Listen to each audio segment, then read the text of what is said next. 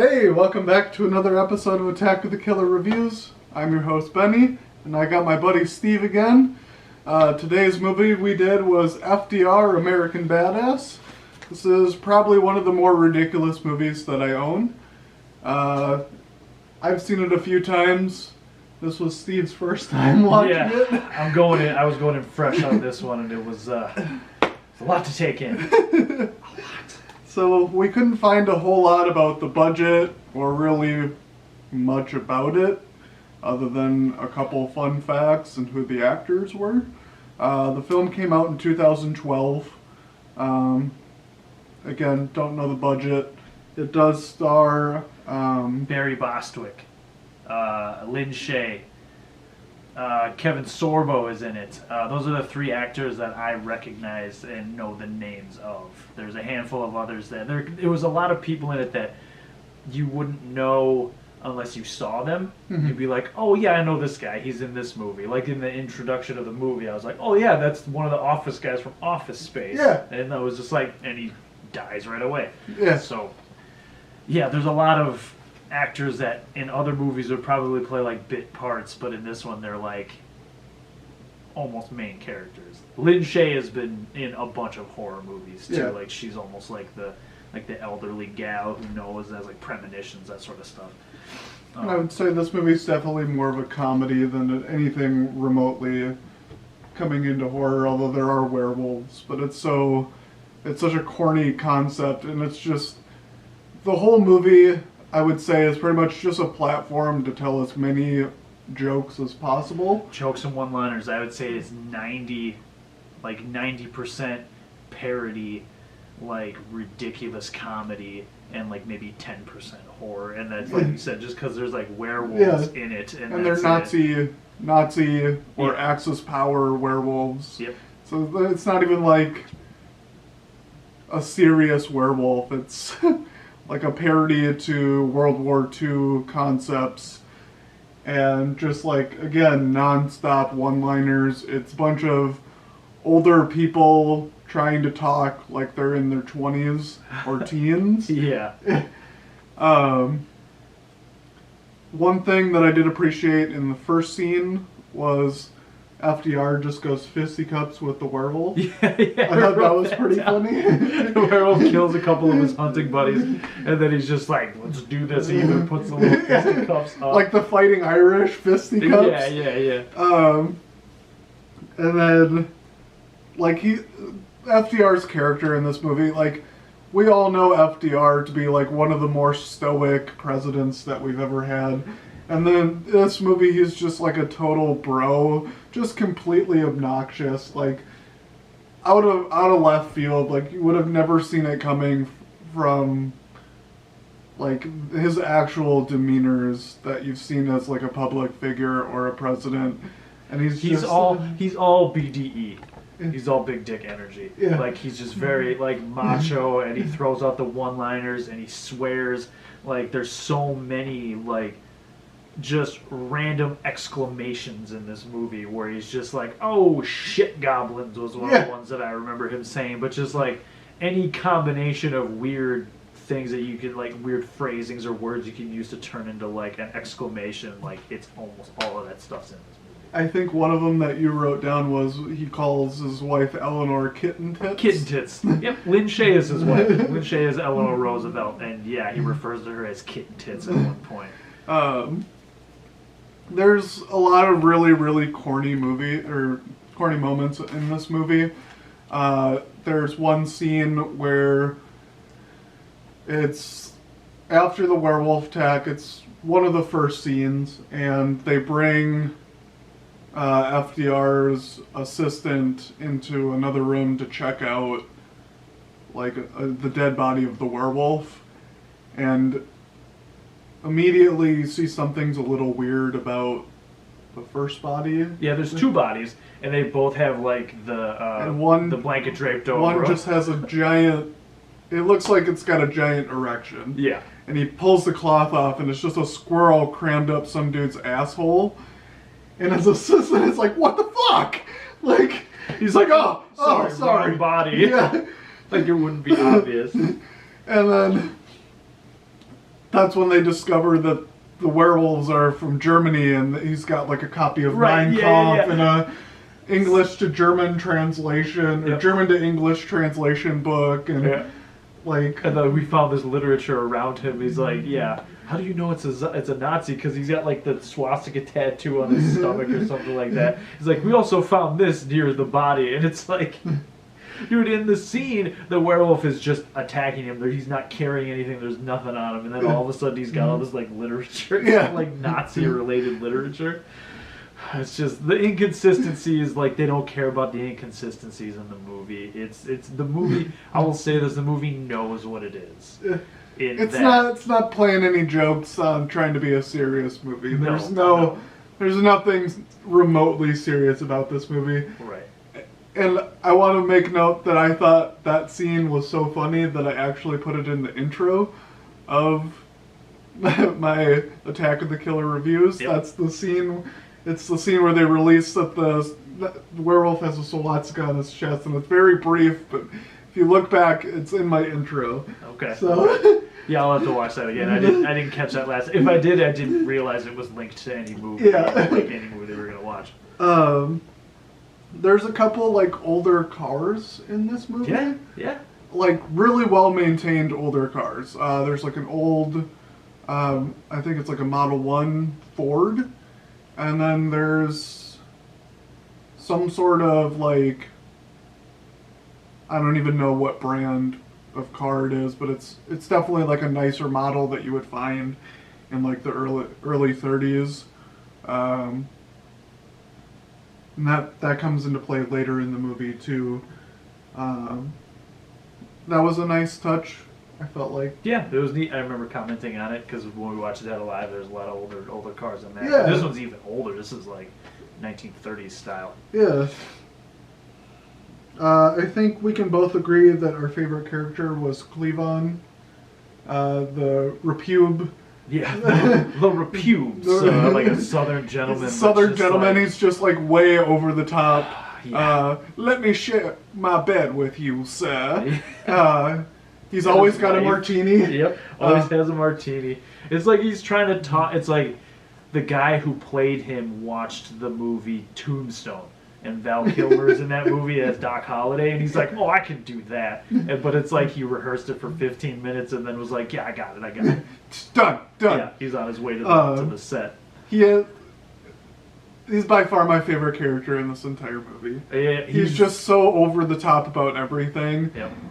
Him and his wife. There's a scene after FDR is leaving, and FDR asked him to be the vice president of the hot tub committee. Of all things. And he starts, "Thank you, sir! Thank you, sir!" And his response, like, it starts, and you think he's going to get emotional, and then he starts telling the story like Frosty the Snowman. Yeah. When I was a child, I found a magical hat, and I put it on top. You have no idea how much this would mean to me. When I was a little boy, I put a magic hat on a snowman. Top of a snow, and then he like that leads into him like in this big. And then it turns into me and my wife will go door to door and suck as many dicks as She and I will suck as many dicks as it takes to get these votes. That's how much you mean to me. The experiences we had together, I will never forget. Just being friends, you know, not in a gay way, just a politician to another politician, you know, just share. We possibly can to get you this great state of Georgia. Yep, Georgia. And then and FDR just cuts him off. He's like, "Yes or no?" And he's like, "Yes, sir, yes." And he's like drooling. A warm bath together. I will go door to door and ask each and every person to have a heart and vote for FDR. I will do that, sir. I will do that. Love the guy. Crazier than So sloppy. And then his wife has a lot of like funny moments, like FDR and Clevonn are gonna go to this hot spring So FDR's assistant is supposed to like court his wife, and out of nowhere she's just like, I like to be choked. Yeah, yeah. Cleveland Buford's wife was very much just like, She's down to fuck. yep. That's really Nonstop. like, I wouldn't be surprised if that was like the script for this movie, which I'm sure was, I don't know, 8 pages. They're like, just show up and be slutty, and we're gonna like to give you your lines right before we start filming, and just do that and be like weirdly slutty.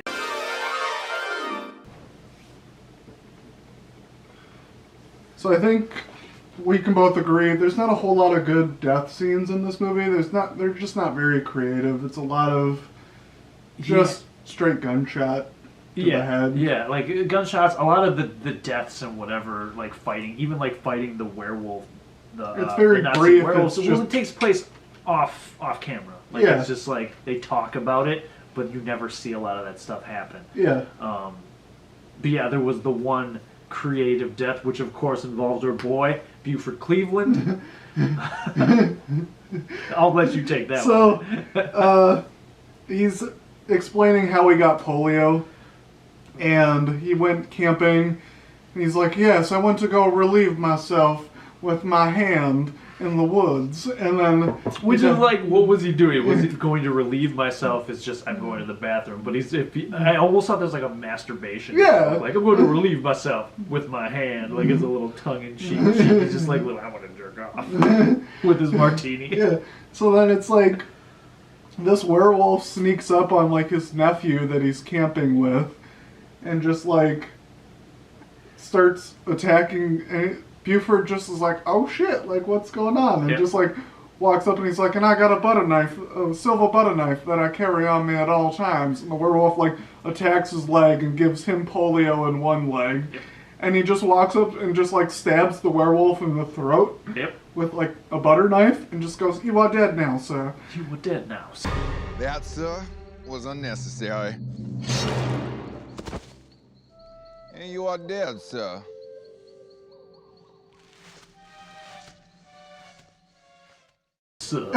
And that's probably the best death scene, just because it's the funniest, and most he's just like, and then he just kind of like awkwardly limps out of scene. Yeah, like like his one leg is stiff and he's just like dragging it as he walks away. Just a little bit of blood on his shin.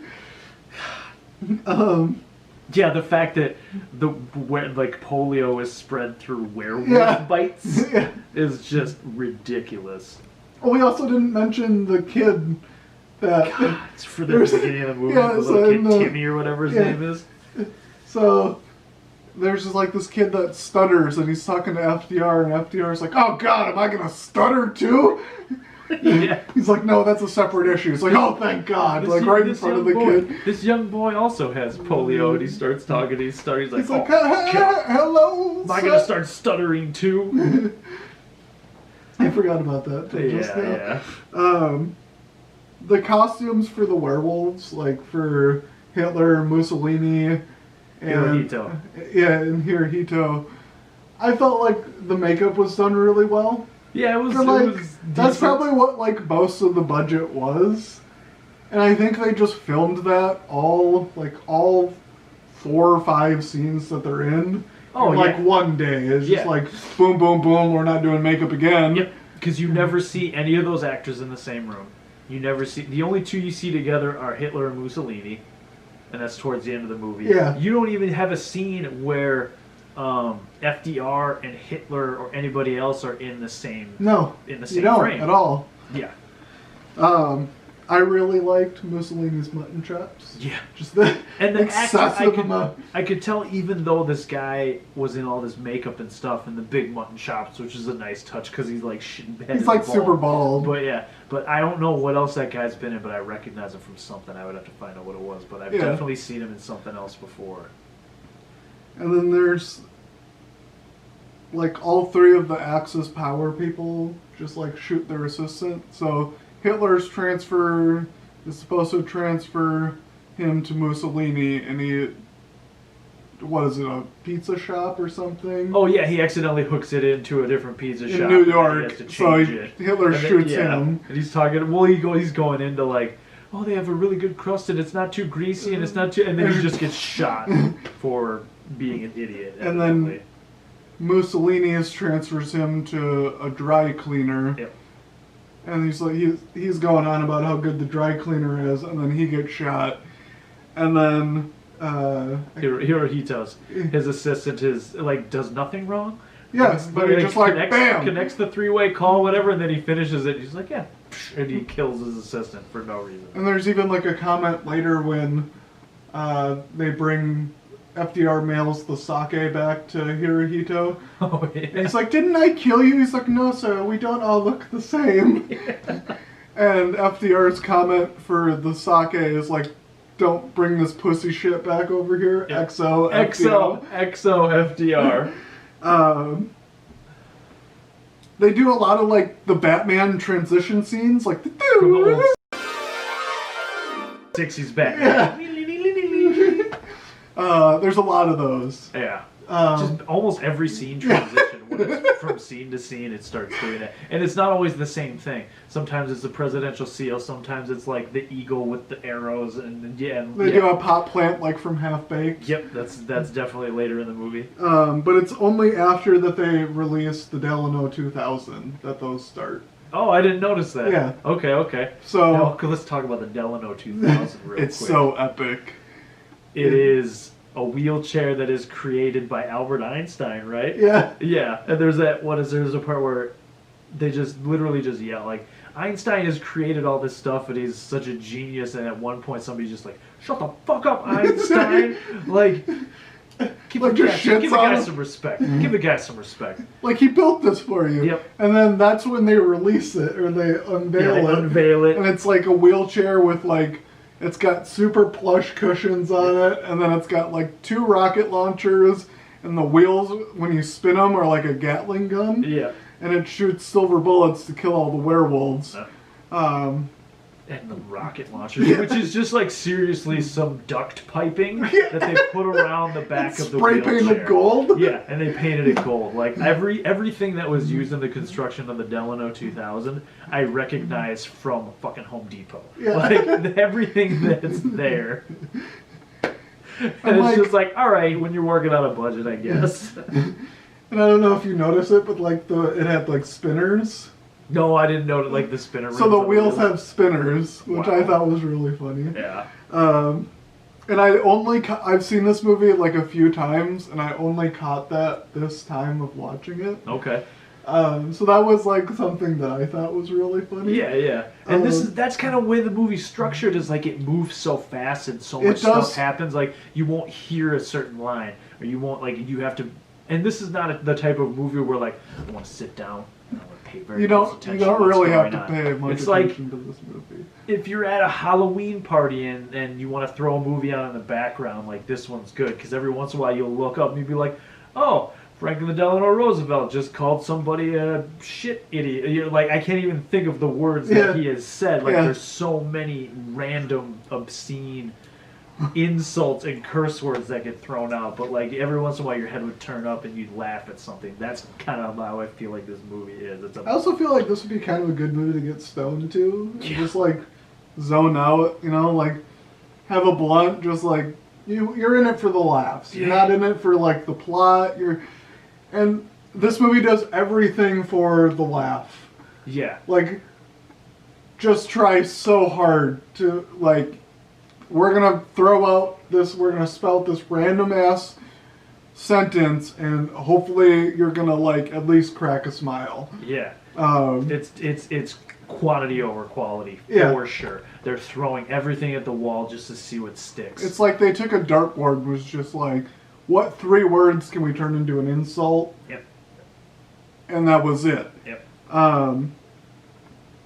There's one scene where the werewolves send over, I mean, I guess we already kind of talked about it, but we talked about the sake getting brought back, but they ship over beer and wine because it's prohibition. Yep. Germany ships over the beer, and they have werewolf blood in it, and then Italy ships over wine, and there's that scene with the gangsters, like the goons.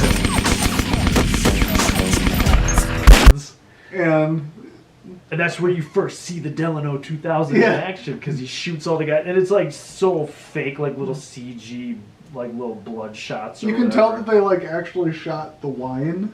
Yeah, yeah. But it was like with a BB gun. Yeah, you know, just like, it wasn't explosive. Yeah.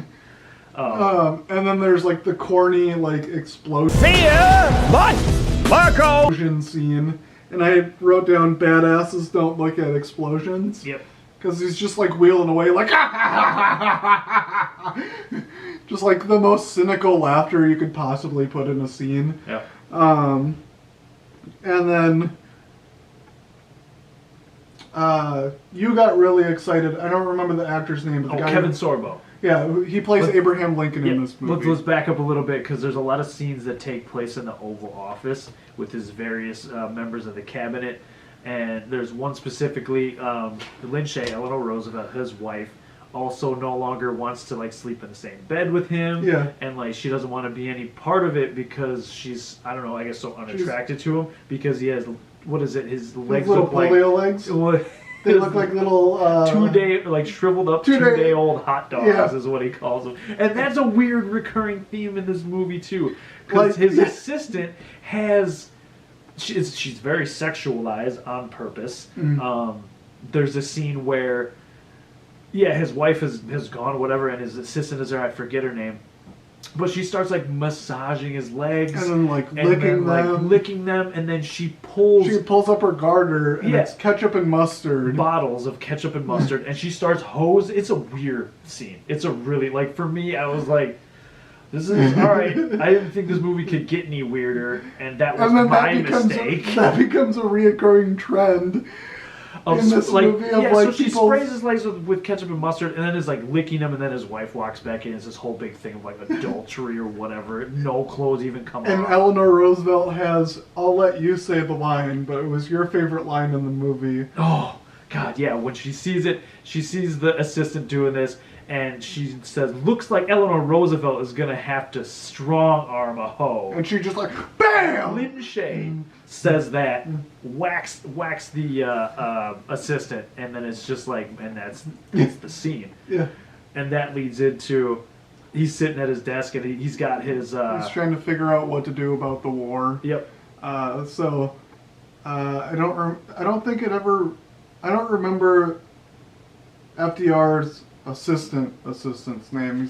He's the black guy that is reoccurring, and he makes like a lot of jokes like, well, I bet if I was white.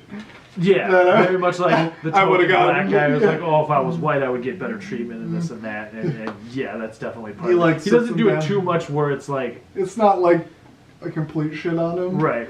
And that guy's in stuff too. Like everybody in this movie, almost everybody, at least anybody who has like speaking parts, is like, oh, that's the guy from this. Oh, that's the guy from this. That's the guy from this. Like you don't know any of their names. But you've definitely seen them in other movies. Yeah. And he's like third drawer on the bottom left, and he pulls out George Washington's humidor, and it's got like all these joints in it, and he sparks it up, and then Abraham Lincoln comes to life. Over here, boss. You gonna choke on that like a prom date, or you gonna give the honest one some? Oh, shit, I'm high. Yeah, that's right. You pass that Dutchie to the right-hand side. I've been dead for 75 years there, Chief. On the painting, and he's just like, hey, big guy. Yeah. So, and that was like a very funny scene from, because I know who Kevin Sorbo is. And so he's at the desk, he's smoking weed, and he looks up, and there's a painting of Abraham Lincoln, and then it's all of a sudden a painting of Abraham Lincoln, but it's Kevin Sorbo as Abraham Lincoln. He comes out of the painting, it's this whole thing where they're talking about like, oh, what am I going to do? And he's like, and he's referencing, jokes. And he's referencing how Abraham Lincoln's referencing how he used that same humidor with the joints in it when he didn't know what to do, and he's like, I smoked weed, and then George Washington came and talked to me, and now I'm here. And it's almost like this thing's like passed on from president to president of like, here's the humidor. And then he even brings it up like, there's a guy in the 2000s named Barack Obama, and he's going to be talking to me a lot. Yeah. And then there's also like a good joke of like, he's talking about the night he got assassinated. He's like, yeah, that bitch wanted to see that play. Oh, yeah. Where they're just talking. Yeah, that's when they're up on the roof and they're just like passing the joint back and forth. And yeah, I don't know how it comes up, but he's like, yeah, Mary Todd had to go to that fucking play. It's just like Kevin Sorbo with like the chin strap beard. It is just so over the top and speaks to the ridiculousness. And then another one of the things comes on. And he's like, "You want to see something cool?" And all of a sudden they're flying.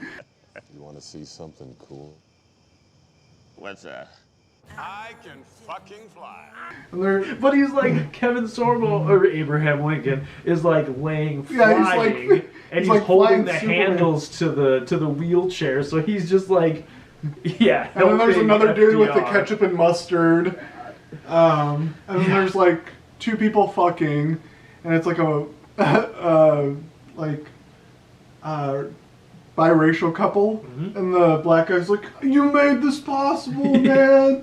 and Abraham Lincoln, yeah, emancipate that ass. And those are just some small examples of the one-liners in this movie that are just ridiculous. Like, it's just way over the top. Yeah. And then from there, it's like going into war. They wrap that up so quick. It's like he gets in the plane. I like the scene where he's like wheeling himself to the plane that he's going to fly to war. And then I even said, I'm watching, I'm like, how the hell is he going to get into that plane? And they don't even show it. They just cut to him like, piloting the plane. I'm like, oh, that's how they're going to handle that. Okay, I should have known. So, I mean, yeah, and that's the movie. Really like, you have Mussolini and Hitler at like a little machine gun like tripod stand, like shooting, and they're just not like even shooting. They're just shaking the gun, which happens. Yeah, and then he drops out. And then the guy who plays FDR is like shaking for the plane. Yep. It's just a lot of really, really terrible special effects that just like don't really play well. It's a lot of cuts, a lot of like camera cuts, and like really crappy CG here and there. Well, then they hit the plane. The plane's going down, and he's trying to like crawl to the parachute and his wheelchair. And then our boy Cleveland Buford hops out of some random trunk in the back. He's like, "I will help you, sir," and like helps him into the thing. And then they're both jumping out of the plane. And he's like, "I forgot a parachute." Yep, Buford forgets his parachute, so he's like, "This is goodbye." And he's like, "You need to take care of my wife." Yeah, he's got his cane. He's like, "Take care of my wife," and he does this, and then he does like this, and then he moves to put it for his butt. Like, that's like the level of maturity involved in this. Like, it seemed like, and these are all grown adults. Like, it was like an 18-year-old wrote this movie. Not even. It was like, I'd say like 14-year-olds, man. Like high-functioning 14-year-olds like wrote the script for this movie. Like, you know who we could get in this movie, and they just got everybody they needed, and we're like, nailed it. And I imagine that whatever budget, because we couldn't find a budget for this movie, but I would imagine either there was actors that were like, all right, I just want to be in this because it sounds ridiculous and fun, and they didn't get paid, or every actor that you recognize that's in this movie, that's where the budget went. Yeah. Like, 3/4 of the budget goes to paying actors because we want these names in this movie, and then the other quarter goes into the actual movie. Yeah. But that scene at the end where he's parachuting down, and like, it's that whole like thing of white people speaking in urban language. He's like it's a rap video. Old white people. Well, he's coming down and he's shooting at Hitler out of his wheelchair. That's parachuting down, like I'm trying to piece together the scene, and there's so much, and he just goes, "Picture me rolling," which is like a rap quote. I don't remember what song that's from, but yeah, like just and then just like shit that they throw in. Yeah, then he shoots Hitler. Hitler dies. He blows him up, and then everybody thinks he's dead. Yep. Eleanor Roosevelt chugs a giant thing of Jack Daniels. Booze, yeah. And then just like belches like a hardcore man. Yep. And then he comes back, and she's like, "I'm gonna fuck you like a free pony," and then it just ends with. Well, and this is, and so that's one of the last scenes. But for some reason, his assistant is now like sectioned off to a different room. Yeah. And like she's listening through the wall of what's going on in the Oval Office, and she hears him come back, and she gets all excited, and then again she's like on her knees, and she reaches in, and in her garters is 2 hot dogs, and she's like, and like puts them in, like kisses them, and that's like her last scene in the movie. You know what else we didn't talk about? What's that? Going off the hot dog, shriveled up legs.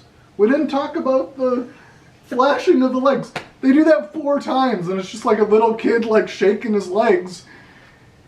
They did that 4 times. It's just like a reoccurring random joke throughout the movie. It's a running gag, And and he everyone- just like surprises people with, he's like, check this shit out, and he whips the blanket off of his lap, and then it's just like bare little kid legs going, yeah, and just like wiggling and shaking, and I'm like, is that what polio does? Like it kind of gives you the shakes? I guess I never investigated what polio actually is. I know it affects your legs. But yeah, and that was just like a recurring scene throughout the entire movie would just be him flashing his legs, and it's like, yeah, they're like little bare, like soft kid legs, like yeah. So ridiculous. And then it was over. Yeah. And that was it. That's pretty much the movie. It was an experience for sure. We did Dead Alive last time. I liked that movie better than this one. I wholeheartedly agree. This I movie knew this wasn't was a good movie going into it. I just knew that it has some really funny moments. Yeah, and it absolutely does. And like, You're not gonna watch this for like a date night with your partner. well, I mean, Dead Alive really is not a date night. No. Movie. Well, I mean, it is depending for on your me, date, I I guess. guess. Depending on You your know, date. like, that's a movie me and Laura would probably watch. Okay. Like, so. Okay. I like- don't know if I could get my girl in on it. Maybe with a little coaxing. But, yeah, it's just, like I said, the movie knows what it is.